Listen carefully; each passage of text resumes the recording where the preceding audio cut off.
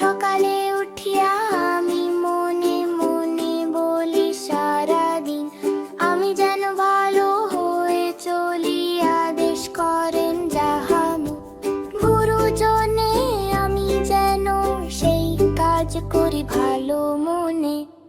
সকালে উঠিয়া আমি মনে মনে বলি সারাদিন আমি যেন ভালো হয়ে চলি, আদেশ করেন যাহামু গুরুজনে, আমি যেন সেই কাজ করি ভালো মনে।